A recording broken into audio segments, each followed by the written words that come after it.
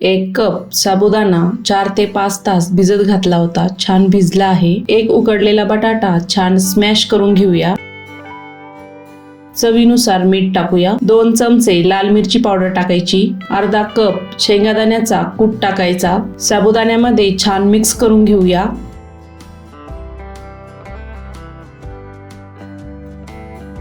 छान असे एकजीव झाले आहे. छोटे छोटे असे वडे तयार करूया.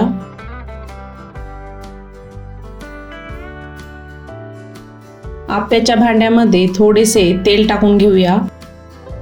आप्याच्या पात्रामध्ये वडे सोडूया. हे वडे कमी तेलकट होतात.